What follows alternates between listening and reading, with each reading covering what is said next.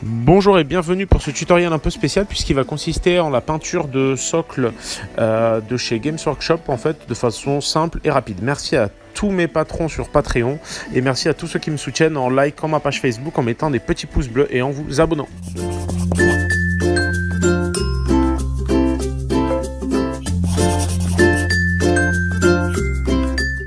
Pour commencer, en fait, j'ai dégrappé les socles. J'aurais pu aussi les laisser sur grappe. Et ensuite, je les ai sous-couchés avec du plate mail métal de chez Army Painter. Ça me permet d'avoir une base cohérente et commune. Pour tous ceux qui ont vu le tutoriel sur le Blade Drone, c'est exactement le même procédé. C'est la même sous-couche. Là, je les ai aimantés en dessous pour plus de facilité. Ensuite, j'attaque directement à l'aéro. Et en fait, à l'aéro, je vais passer un premier passage de terre de sienne. En fait, je vais systématiquement orienter mon ombre. Il faut savoir que un socle va mettre en valeur la figurine qu'il y a dessus, et pour ce faire, il faut orienter la lumière. Et ici, finalement, je vais systématiquement orienter la lumière d'un seul côté de mon socle, de sorte à ce que quand je positionne ma figurine, ce soit cette zone de lumière qui soit orientée. Donc là vous voyez, donc je vous montre pas toutes les étapes, mais là je vous montre une fois le travail aux terres de sienne fini. Donc ça donne ça. Ensuite je vais revenir tout simplement avec la couleur café. Encore une fois, je vais limiter ma zone de travail, c'est-à-dire qu'à chaque étape, finalement, je vais toucher une zone de plus en plus limitée. Ça va me permettre de créer finalement un dégradé. Il faut savoir que la peinture à l'aéro est très légère, donc il ne faut jamais insister trop longuement sur une seule zone, mais plutôt tourner régulièrement et ne pas stacker, ne pas bloquer sur une seule zone. C'est vraiment extrêmement important.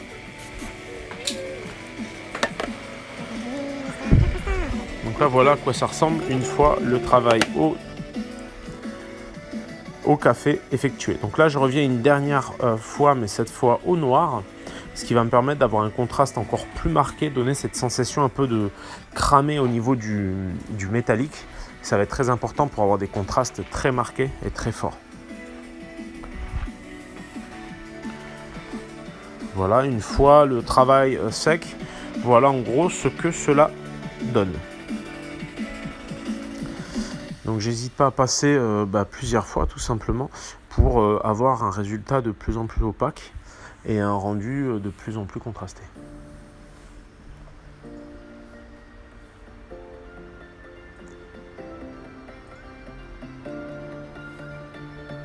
Donc voilà ce que ça donne une fois le travail assez sec. Donc là, comme vous le voyez, je vous ai montré rapidement à l'écran. Je vais venir avec une encre qui est tout simplement une encre Army Painter que j'affectionne particulièrement ces temps-ci. Qui est tout simplement, attendez, je recherche le nom, donc c'est du Dark Tone. Et en fait là vous le voyez, j'y vais pas de main morte, j'y vais comme un gouré en essayant de préserver tout de même un petit peu certaines zones de lumière. Ça va me permettre, à contrario de l'aérographe, d'avoir des contrastes très marqués sur les zones de creux. C'est vraiment ce que je vais rechercher avec cette encre. Donc je ne vais pas hésiter à vraiment bien la badigeonner parce qu'elle va avoir tendance à bien tomber dans les creux. Cette encre est assez efficace. Donc voilà, n'hésitez pas, cette encre est disponible sur le site Happy Games Eden the Game. Donc, et de toute façon, je l'utilise régulièrement, donc n'hésitez surtout pas.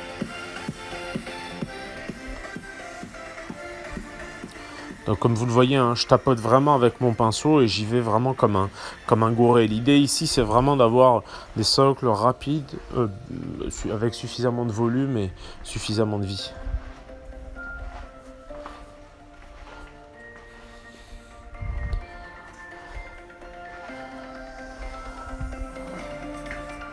Une fois le résultat sec, comme vous le voyez, en fait, la peinture est bien tombée dans les creux et on a vraiment un rendu mat, contrairement à certaines encres qui ont un rendu un peu moins mat. Donc là, je reviens avec une encre Vallejo. Pour ceux qui ont suivi le tutoriel sur le Blade Drone, je vous mettrai un lien en fin de vidéo. C'est une encre que j'ai du coup essayé sur ces différents modèles et qui est pas très couvrante. Donc voilà, ça s'appelle donc Vallejo Model Wash for Rust Effect et ça s'appelle Oxyde Clair, Lavis Oxyde Clair. Donc là, ce Lavis Oxyde Clair, je vais pas hésiter à y aller comme un bourrin parce que il est pas très fort, mais ça donne une teinte intéressante. Je reviens ensuite, je mélange en fait cet oxyde clair avec un orange très marqué. Donc cet orange en fait ça peut être n'importe quel type de orange. Le tout c'est que ce soit un orange bien fort, comme par exemple Troll Slayer orange ou n'importe quel orange quoi, en gros, qui tâche. Et du coup ça me permet d'avoir plus un orange plus marqué, un effet de rouille plus intense. Donc là comme vous le voyez je tapote vraiment. Une fois que j'ai fini cette étape, avant que ça sèche, et ça va être important, je vais enlever l'excédent en fait en frottant, comme si je faisais un brossage à sec mais avec un petit tampon. Ça va me permettre finalement de dégager mes surfaces. Ce que vous pouvez facilement faire le rapprochement entre ce tutoriel là et le tutoriel qui a été fait précédemment aussi sur les bâtiments. Donc pareil, j'essaierai de vous faire un lien en fin de vidéo pour que vous y voyez un peu plus clair.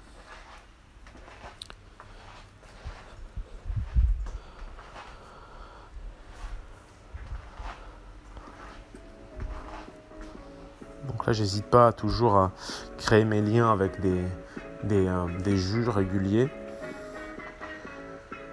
Cette fois un peu plus légers, mais qui vont venir se focaliser, se concentrer vraiment seulement sur les creux et avec quasiment du orange pur. Donc là, vous voyez le résultat.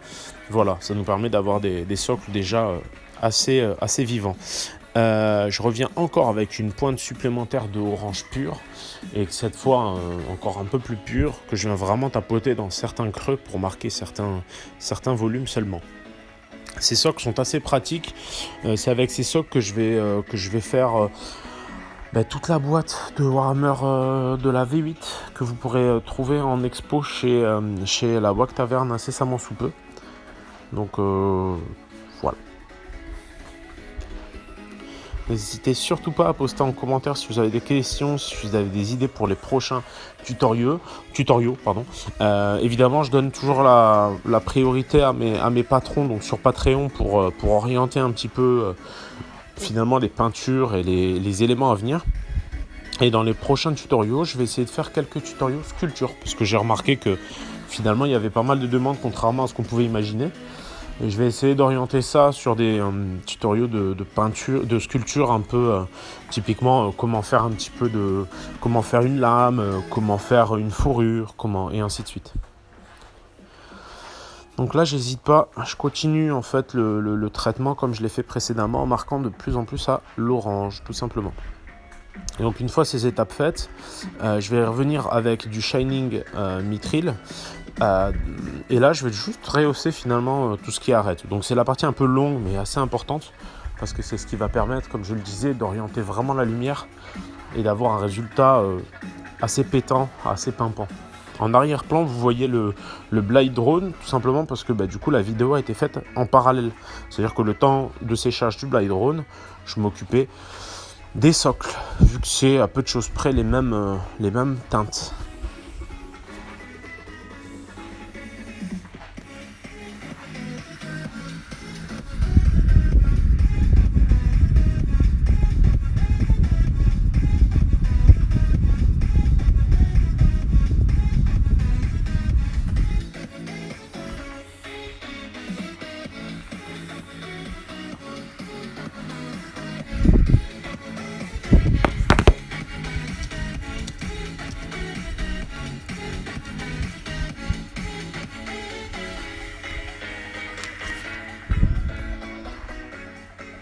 Donc là, le geste est un peu toujours le même, mais je vous laisse un petit peu regarder pour vous montrer un peu l'orientation que je vais donner à la lumière. Donc encore une fois, c'est toujours pareil. Je pose ma lumière à l'opposé de mon ombre, de sorte à ce que vraiment sur ce socle scénique, on ressente une bonne force.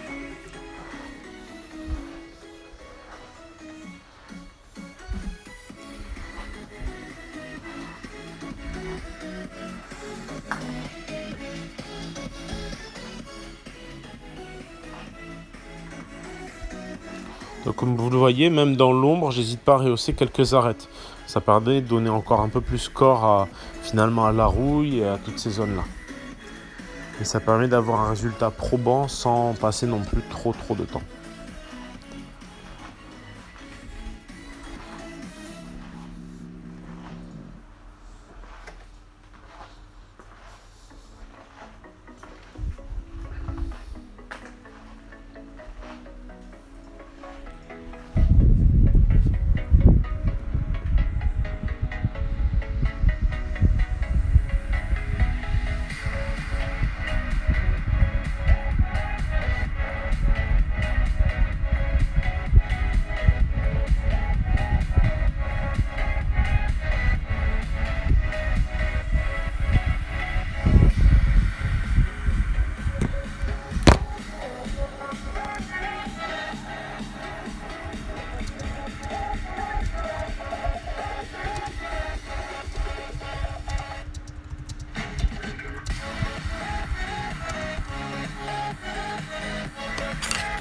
donc j'arrive tranquillement au bout, donc je vous remercie de m'avoir suivi.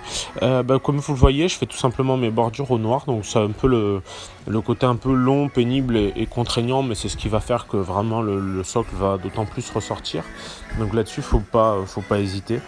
Je vous remercie de me suivre, d'être de plus en plus nombreux à vous abonner. N'hésitez pas à mettre un petit pouce bleu, ça m'aidera énormément pour le référencement. N'hésitez pas à demander encore une fois ce que vous voulez. N'hésitez pas à nous soutenir, que ce soit en achetant du Eden, en diffusant un maximum nos vidéos. Ça fait toujours super plaisir. Je vous fais une bise à tous et je vous dis à très vite sur la chaîne de Mo and Art.